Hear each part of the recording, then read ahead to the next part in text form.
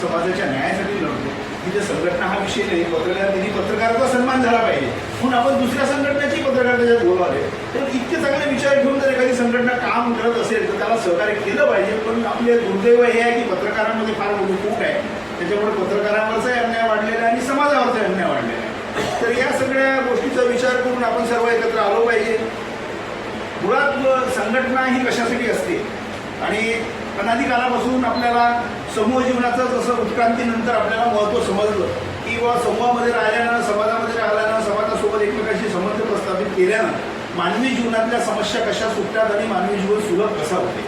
नुसतं समस्याच नाही तर या अशा संपर्कातून आपल्या भौतिक विकासासाठी सुद्धा खूप मोठा मदत होत असते.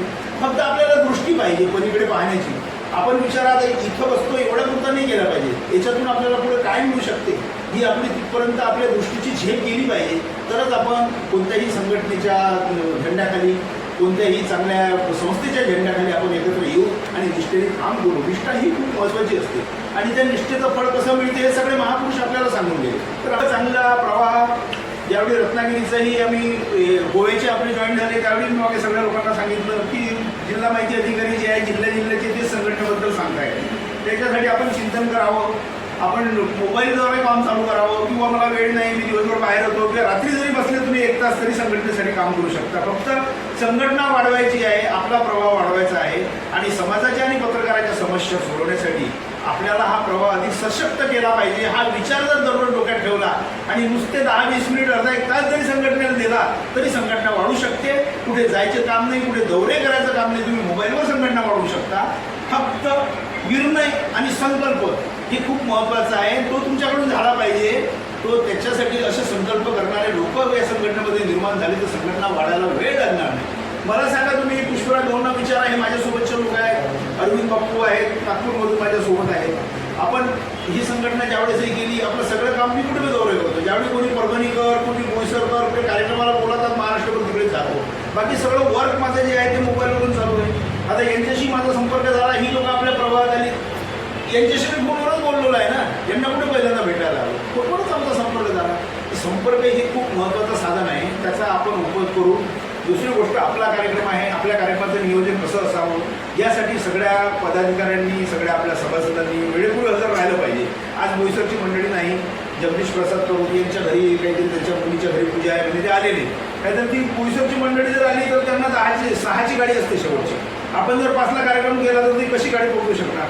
आपण जर एकत्र एका प्रवाहात एका परिवारात राहतो तर सगळ्यांच्या सोयीचा गरजेचा विचार झाला पाहिजे, सगळे लोक मोकळे झाले पाहिजेत. आता आम्ही इथे 2:30 वाजता आलो, 2:30 वाजल्यापासून आलो. आता ते अरविंदराव बापू नागपूरहून किती किलोमीटरहून येतात, आम्ही अकोल्यापासून येतो. पण इथल्या लोकांच्या पदाधिकाऱ्यांनी ही गोष्ट लक्षात ठेवली पाहिजे. मी कोणाला प्रॉपर असं नाव घेऊन म्हणणार नाही, पण याही गोष्ट जरा सिरियसली गंभीरतेने घ्या की वेळेचं नियोजन, वेळेचं भान आपण ठेवलं पाहिजे. वेळेचं भान जर ठेवलं तर आपले कार्यक्रमही चांगले होतील आणि त्या वेळेचा हे नियोजन ठेवण्यामध्ये आपला प्रभाव समोरच्यावर पडतो, समोरच्या व्यक्ती आपल्यावर अट्रॅक्ट होतात आणि काम करायला फार हे होतं. म्हणून सर्वांनी ही गोष्ट हे करावी आणि संघटनेच्या कामाला जलद गतीने लागावं. 5 वर्ष संघटनेला रजिस्ट्रेशन होऊन झाले, आतापर्यंत तरी भरपूर वाढलं. बाकीच्या म्हणतात बाकी संघटनेचे की 4-5 वर्षात एवढं यश कुणाला मिळालं हे दुसऱ्या संघटनेचे लोक पण मान्य करतात. आता परभणीचे आमचे एवढे दमून आहेत ते लोक, कलेक्टरच्या केबिनमध्ये सरळ गेला, वाजिदभाई सिद्धी झालेली आहे, मी पुढे येतो म्हणून. त्याच्यामुळे त्या लोकांना वाटले ते डेअरिंग कधी करतील. जर सेनापती जर पुढे येत असेल, बोलत असेल तरच बाकीचे पदाधिकारी डेअरिंग करतील, ना तर करणार नाही. असं ते सगळं आहे. आता आमच्या इथे सज्जाद हुसेनवर हल्ला झाला, त्यांनी त्या इराणी लोकांची बातमी छापली, अवैध धंदे करत होते त्या टावरच्या चौकामध्ये. तर सज्जाद हुसेनचा एक सुद्धा नावाचा पेपर आहे. आम्ही कधी हा विचार केला नाही, हा आपल्या संघटनेचा सभासद आहे का, हा कोणत्या धर्माचा आहे, हा मोमेडियन आहे, हा मराठा आहे. ही भेदातीत संघटना आहे, कारण आपण गाडगे बाबांच्या तुकडोजी महाराजांच्या याच्यानुसार चाललेलं हे आपलं समाजाचे प्रतिष्ठान आहे. त्यामुळे सज्जादभाईचा ज्यावेळेस हल्ला झाला त्यावेळेस 40-50 पत्रकार आमची निवेदन द्यायला होते. त्याच्याकडे काही लोक निघून गेले, 40 लोकांनी एसपीने केली आणि अर्धातच चर्चा केली. म्हटलं साहेब हल्ले होणार नाही, फक्त तुमचे पोलीस दुर्लक्ष करतात. हल्ल्याचं जे षडयंत्र असते त्याचा पहिली जी स्टेप असते म्हटलं की त्या संबंधित त्या पत्रकाराला म्हणा किंवा स्वतः सामाजिक कार्यकर्त्याला मला धमकी दिल्या जाते.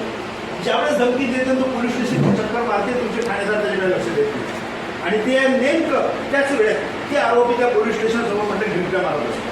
तर त्यांना समजते पोलिसांनी काही केलं नाही, पोलीस काही लक्ष देत नाही, मग तो तुमच्या हल्ल्याची योजना आहे. एसपीने सरळ सांगितले, कोणालाही असं धमकीचा फोन जर आला तर पोलीस स्टेशनला ताबडतोब रिपोर्ट करा आणि कोण्या पोलिसांनी ऐकलं तर मला फोन करा. त्यांचा नंबर आपल्या बऱ्याचशा अकोल्याच्या पोलिसच्याकडे आहे, ते करतात.